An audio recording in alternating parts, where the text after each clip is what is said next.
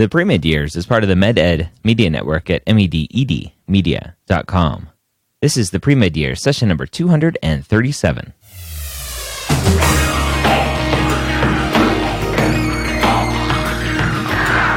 Hello and welcome to the now three-time Academy Award-nominated podcast, The Premed Years, where we believe that collaboration, not competition, is key to your success.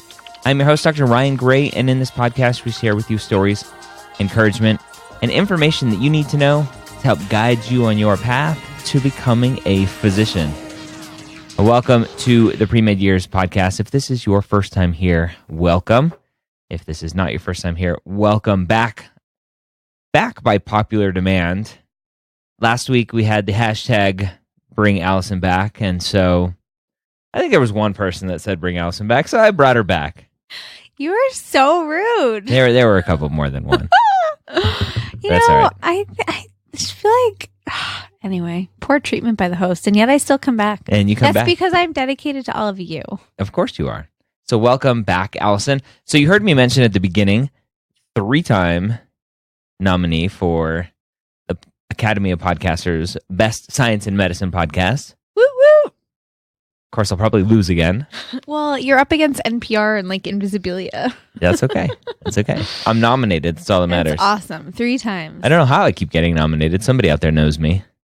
Because it's a great podcast. It's a good show. I'll take it. All right. But you have other really huge news today. Yeah, so as we're recording this, we're recording it on June 6th, 2017. My book, The Premed Playbook Guide to the Medical School Interview, is officially released as of today. I know a lot of you have been getting it already, being shipped from Amazon, shipped from Barnes & Noble. Those of you, I appreciate all of you that have pre-ordered it. Moving forward, I'm going to announce something for students that haven't pre-ordered it yet, wanted to see, wait, wanted to go look at it in the bookstore. I'm going to announce something soon for those that want to go get it in the bookstore to drive some people there. I tried to go to the bookstore today. We tried to go to the bookstore today to go look at it and take a picture with it in the bookstore and sign a copy and kind of hide it back in the bookstore. But they didn't have it. Yeah, it was kind of a letdown. They were supposed to have it. They were. There was a warehouse problem. Yeah. But I am so proud of you. Your friends and family, and I know all of you out there are so proud of Ryan. Oh, thanks. I think it's so awesome. Oh, thanks. And I asked him today, did he ever think he would be a published author? And he said, no. Yeah, so this is like a super awesome moment. I'll take it. Got some more books in the works. Yay for you. Not resting on my laurels. So, all right. I want to today pull some questions from the Hangouts. If you're not part of the Hangout, why not? medicalschoolhq.net/group. It's a private Facebook group specifically for pre-meds and medical students in the U.S. and Canada. We try to limit to that geography so that we're not getting questions about the European healthcare system and what it's like to apply to medical school in Europe or Australia, anywhere else. So I try to limit to just the U.S. and Canada. So hopefully come join us there. A very collaborative environment. So I went through, pulled some questions, and I actually want to start with a story that came out of, I forget the newspaper, but it was out of Harvard. 10 undergrad students, at least at this point, 10 undergrad students had their admissions withdrawn after it came to light that there was this private Facebook group that they were part of, that it was like 100 students or so, that all of the new acceptances for the class of 2021 formed this super private, super raunchy Facebook group sharing memes of lots of bad stuff. Despicable. Yeah. And so somebody turned them in, which I'm okay with. And so the administration looked at these memes. Somehow they obviously, whoever turned them in, obviously most likely let them see their Facebook account to see what was going on. And 10 students had their acceptances withdrawn. So the moral of this story is, do not put anything out there on the internet that you wouldn't want your grandma seeing. Yeah, social media has become just a part of life. And people, when you interview for a job, people look at your Facebook and Instagram and Snapchat accounts, and admissions officers. I mean, part of the article about these students was about how many admissions officers now look through someone's social media profile to get more information on them. So be so careful. A lot of people will change their name on social media when they apply to school. But also, don't be a bad human, please. Yeah. There's humor. There's dark humor. That was a little bit beyond dark humor, the kinds of stuff they were joking about. I mean, talk with your friends, like, in person. Don't post things that are despicable online, please. Yeah. It's just, miserable. And just so you know, for you students out there, if you are on Facebook not using your real name, not using a name that can be found on an ID that you have, you're actually breaking Facebook's terms of service. And if you ever have an issue with your account, you'll probably never get your account back because you can't verify your name. They won't give you access to your account. So know that. You're supposed to be using a real name, a name that your friends would call you. Yeah. Hopefully you have good friends that call you nice names. That was just a sad story all around. But I think your message is a good one. No acceptance is set in stone. So just because you've gotten that letter, it's, you have to carry yourself well wherever you go. All right, so moving on to more of a question here. A student recently joined the Hangout and said that she was having problems staying motivated to study for the MCAT while also working full-time. How do you stay motivated? How did you stay motivated in medical school? I don't know if you can remember all the way back to the MCAT days. Well, that's pre-med school. I know. Oh. The MCAT days. But I'm talking about med school, staying motivated to study all the time. I mean, that was our full-time job. But how do you stay motivated? For me, I've always enjoyed school, so it's a little different. But the MCAT, on the other hand, nobody likes studying for the MCAT. As much as I even like taking tests, the MCAT was painful. I think I've always been a future thinker, and I'm always thinking about what I'm doing is in service of my future goal. So I think about my future and the future I am living into, and that gives me excitement and drive and ambition to put myself really to plug myself into what I'm doing 150% so that I can get to that future, to live into that future. Yeah, there was something I posted recently on Instagram. If you're on Instagram, you don't follow me, go ahead and follow me. We can hang out on Instagram. There was something that came up that I posted something about you're not studying for the MCAT. You're training yourself how to be a lifelong learner for your future patients. You're not, I forget the other analogies, metaphors, whatever that I used, but when you're studying for the MCAT, don't think of it as just studying for this one test. Go in and think about it as preparing yourself for the future, as you just said. Think about it as preparing for that patient that you're going to be treating. When you think about it that way, it helps. But I have a better tip. Well, I have some others too. So mine's the best, so I'll go first. When you're studying, working full-time is hard when you're studying for the MCAT. But if that's what you need to do, then fine. But you also need to find time to shadow. Oh, this is do mine. Clinical experience. This is totally mine. No, it's mine. No, okay, we'll share it. You need to stay involved in some way as much as you can, or as little as you can get away with, however that works. You need to stay involved so that you can see what you're working towards. When you're face down, working full time, and then you come home, put the kids to bed, and then you crack open the MCAT books, and that's your life, you forget what it is that you're doing and why you're doing it.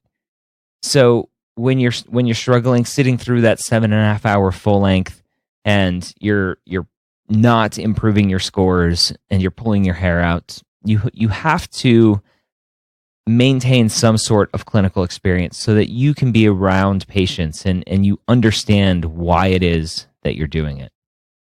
Yeah, so that's exactly what I was going to say. You probably listened to my podcast before. No, I was actually thinking back to when I studied for the MCAT and what I was doing, because I took a gap year between college and med school to apply and do my MCAT and all of that. And I was involved in patient care. I was doing different, I was involved in 2 different internships, and the first one had patient care. And that really gave me drive because I could think about those patient experiences and apply them and think about, okay, well, as much as I am not enjoying studying physics right now as part of my MCAT studying, that is, thinking about the patient care experiences that I had that day gave me, again, just helped build that excitement, that ambition, that drive, and kept me going. Yeah. So that's how you can stay motivated during any part of this process. Even during medical school, go out and shadow. I think as a pre-med, you forget or you assume that once you're in medical school, you stop shadowing, but that's not the case at all. You can continue to shadow as a medical student, being involved in whatever specialty you're interested in or possibly interested in. I know you shadowed during between first and second year, that break there. So you shadow as a resident. Shadowing doesn't end. You shadow for as long as it takes until you get to the specialty or whatever career you're going to do. Lifelong learning. Yeah, I have a resident shadowing me tomorrow in clinic. Yeah, that's how it works. All right. So next question here, a little bit more specific. A student getting ready to submit their AMCAS application hasn't taken the MCAT yet, and wants to play this game that I hear a lot. And they want to apply to just one school to get verified. And then when they get their MCAT score back, then they'll submit the rest of their applications. If they like their score. If they like their score. Here's my problem with that. What do you think about that? Well, I know we talked about this the other day, and my feeling was that didn't make a lot of sense. It makes sense. Well, I understand why, Yeah. but I don't think it's a good idea. It logically, you're like, oh yeah, that makes a lot of sense. But here's the problem with it. That thinking goes along with the thinking that I'm going to apply to schools based on my MCAT score, which I don't agree with to start with. It also, let's break down the timeline here. If you submit your applications, let's say mid-June, right? It's right around where we are now. For this student taking a June 29th date, their MCAT score isn't coming out until August 1st, I believe, right around there. So August 1st, they're going to look at their MCAT score and go, okay, I got a 505 or 504 or 507, whatever it is. Then they're going to look through the MSAR, the medical school admissions requirements website that the AAMC gives you, and they're going to go, okay, based on my score, here are the schools that I want to apply to now. Then they'll add those schools. The schools will get notified basically immediately that this student has applied to them. Assuming everything else is done, letters of recommendations are in, obviously the MCAT score is back, the school is going to see that as an application, and they're going to most likely send a secondary application, right? A request for secondary essays. Most schools will send those automatically. When you do that, you are delaying your ability to pre-write those secondary essays. So from June 29th to August 1st, when you select the schools that you're applying to, there's a month there where you could be writing secondary applications, but you don't know what schools you're applying to yet. So it's this dead space where you're not getting anything done. Well, and it's also late, isn't it? I mean, because then by the time you get your secondaries in, then... Assuming they can turn around the secondaries in 2 weeks. But still you're looking at what? September? Oh, it's mid-August. That still seems... I mean... It's not early, it's not ideal, but it's going to be late anyway, beginning of August, because that's when their application's complete with that MCAT score. Right. So it's delaying even a couple more weeks because of those secondary applications. Whereas if you pick all the schools that you're going to apply to and say, you know what, and this kind of goes back to my don't have a plan B discussion. When you pick one school, you're giving yourself psychologically an out, right? You're saying, it's okay, I've only applied to one school. If I bomb the MCAT, that's okay, right? Versus, I applied to 20 schools, it cost me a crap ton of money, I'm going to get a great MCAT score. That doesn't always work out, but then you course correct and figure out from there. But don't go in with the plan B going, it's okay, I can always cancel my applications. So if you go in with your full list, your 20 schools, June 29th or June 30th, the day after your test, maybe give yourself an extra day. Is there 31 days in June? I always forget. No, there are 30. Okay. Oh, my So dear July Ryan. 1st, I always forget. I have to do He has the to knuckle do the trick. knuckle thing. Yeah, the knuckle trick. So July 1st, give yourself a day off. July 1st, if you know the schools you're applying to, then you can start writing your secondary applications, your essays. And come August 1st, when your score hits, you're done. There's nothing else for you to do. Then it's just a matter of the schools looking at your complete application because they're ready for it. So that's my thought on that. Logically, it makes sense. But when you factor in everything else, it doesn't make sense. And it's not a game I like to play. Yeah. Because that's what it is. It's a game. Yeah. Well said. All right. So, another question here. AACOMAS application has been verified. So this is more of a technical question. This is a quick one. Does that mean the medical programs can view the application as soon as it's verified? The answer is yes and no. So at the very beginning of the application cycle, the application services delay sending off the first batch of applications until a set date. I forget the date for AACOMAS this year. It was either the 7th or 15th, something like that, where the first batch of applications were going to go out. After that date, as soon as you're verified, the school gets it. For AMCAS, that date this year for 2017 is June 30th. It's a little bit later. Last year, I think it was June 24th. So that first batch, if you apply early, you get verified, your applications aren't getting out to the schools until June 30th. After that, they'll get them immediately. So that's a technical question. Anything to add to there? Well, there's a second question on there. Oh, there is? Yeah. See, the second question I have. Should I contact the programs individually? No. Well, if I add more letters of recommendation. Oh yeah, sorry. should I contact programs individually if I add more letters of recommendation and more extracurricular activities? So you can't add extracurricular activities, at least for the AMCAS. I'm not sure about AACOMAS off the top of my head. The AMCAS it's is just 15, right? Well, it's 15, but if they only put 13, they want to add another one later. I had this question from a student recently, but I only looked at the AMCAS rules. The AMCAS only lets you, I think it's 6 or 7 different things that you can change on an AMCAS application after you submit it. But extracurricular activities aren't one of those for AMCAS. AACOMAS, I'm not sure, and that's what the student is asking. I should have looked up that answer. I didn't see the second question. But anyway, the letters of recommendation, those will get added. The schools will see that. You don't need to contact them individually, so don't worry about that. All right, so next one. Okay, next question. Is shadowing a military physician on base viewed the same as shadowing at a regular hospital? What do you think? I would think so, as long as it's Doctor's a clinical. a doctor. Yeah, clinic is clinic, no matter what it is. Yeah, so physician is a physician, medicine is medicine, patient care is patient care. The only asterisk that I would put on this, having been a military physician, is that it's really hard to shadow a military doc if you don't have access to the base already.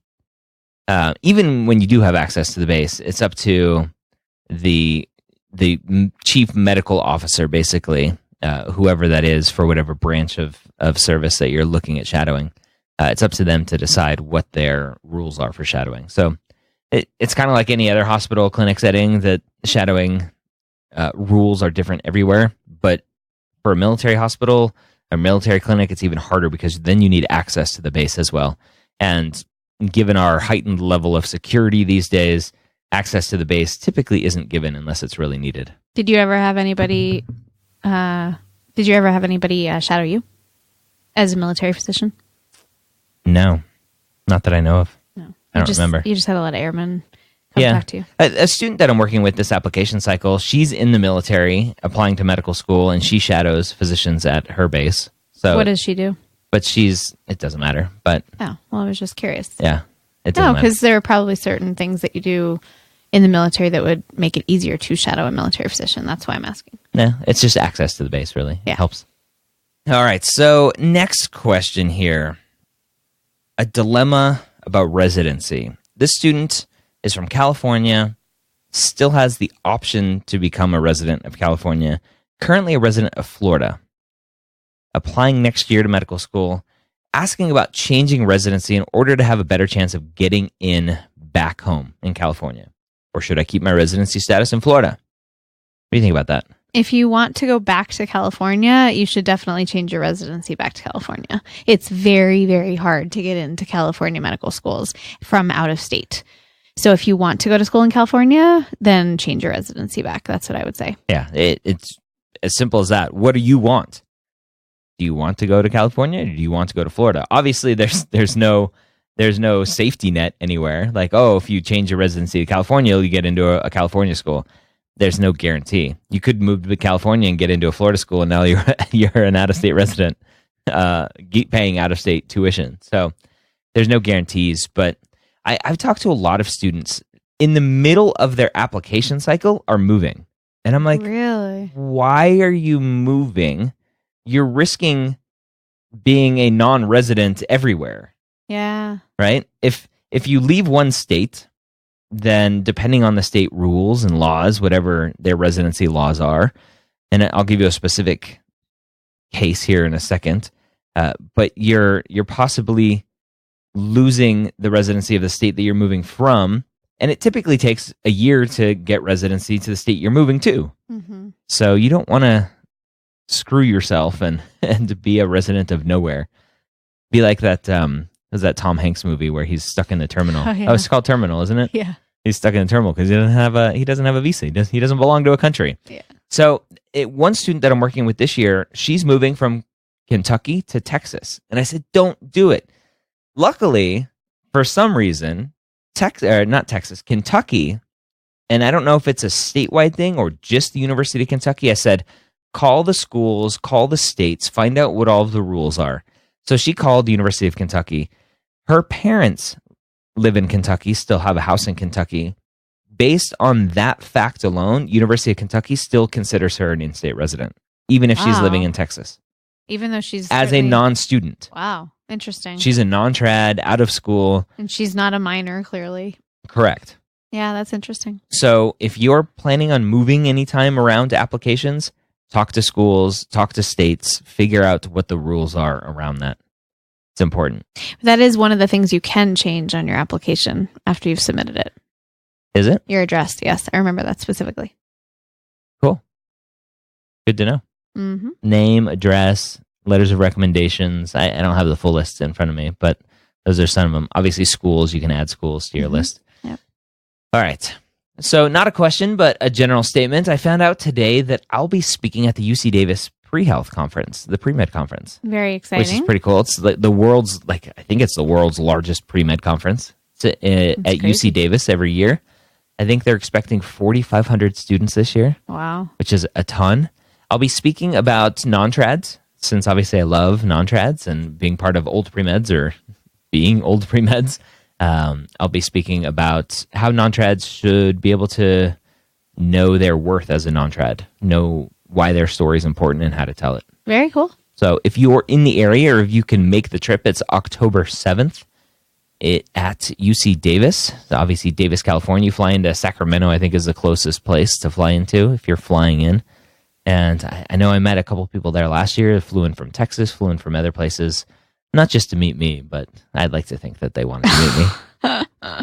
No? Yeah, no, probably not. Okay. Are you going to be talking outside in the tent? I will have a table. Yeah. But that's where you're going to be talking from? No. Oh, yeah. It'll be a normal, whatever. Good. Yeah. I'm not going to be at the tent. Well, I don't know. Gather round, hear ye, Seriously, hear ye. like up on a soapbox. Literally. Come listen to me. Yeah. Anyway. Cool. All right. That's in October, if you were wondering. October 7th. Right before my birthday. Yeah. October 8th. Oh, that's my birthday. Yeah. It was on your birthday last year. It was. You were mad at me. Yeah, well, hello. You scheduled a conference on my birthday and on our anniversary. So that's not exactly husband 101 good behavior. I didn't schedule the conferences. Oh, That's just when they were. And you still haven't made it up to me. Good job. Anyway, so next question here. This is a great question. I love this one. So pay Roses attention. for Allison tomorrow. You're allergic to flowers.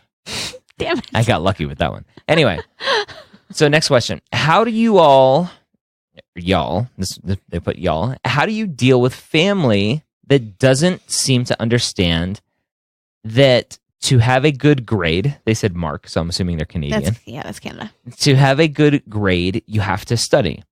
I did my undergrad away from home, so it's actually a first that I am studying the entire summer for the MCAT at home. Their family keeps bothering them. Almost 2 days late into their MCAT studying plan already, they tried explaining to the family, and their philosophy is, well, you're smart, you're going to do well. But his philosophy, the student's philosophy, is I can't do well if I don't study. Do you ever have a problem like trying to explain to people, like, my head has to be down? Obviously, in medical school, explaining to friends and family what life was like and how, like, I'm not coming to birthdays, I'm not coming to holidays, I need to study. How do you have those conversations with family and friends? Yeah, that is a hard thing. In medical school in particular, when you are studying all the time and people don't understand why you're not being a good friend, keeping in touch with people, making it to different events. I remember in residency, that was hard too. People didn't have a good understanding. And there becomes this sort of drift. What's the word I'm looking for? This divide where you just feel like separated because people don't understand why you have to be studying all the time. But that does begin somewhat or a lot as a pre-med because you're also having to study a lot.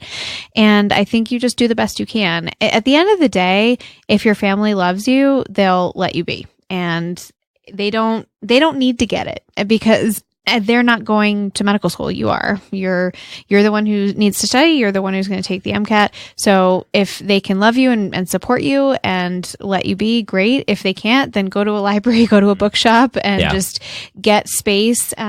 Don't let your family or friends' concerns and, opinions and feelings get in the way of what you are there to do. Yeah, this is your goal. If your goal is to become a physician, then the sacrifices that you have to make include saying no to family and friends. Yeah. And I've talked about delayed gratification in the past. It was something that I struggled with during my undergrad years, delaying gratification.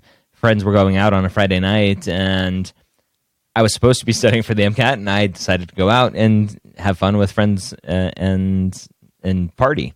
And so it's hard. But if this is what you want, and this situation is different, obviously, for family, really, I think what you need to do is just get out to a coffee shop or a library or somewhere just to set that boundary. And they'll get it eventually.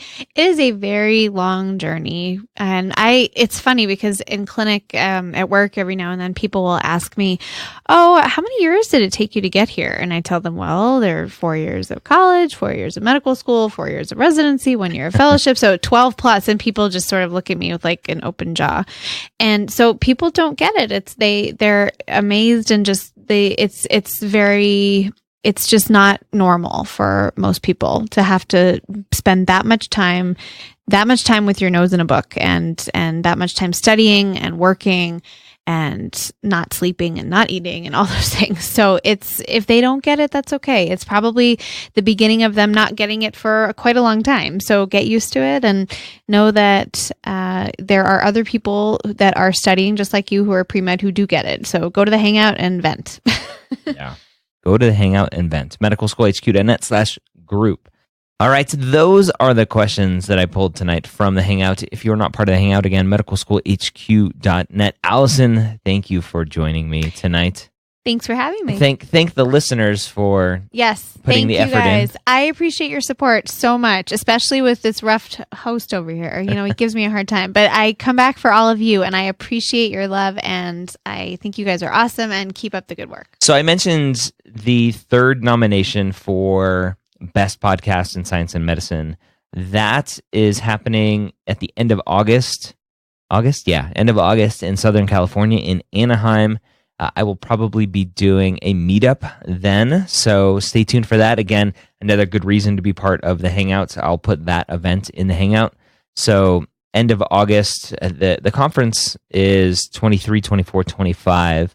I'm going to try to add some days there to speak at some post-bac programs and some other programs as well. So I will definitely be doing a meetup, hanging out with you, hopefully, if you live in the area.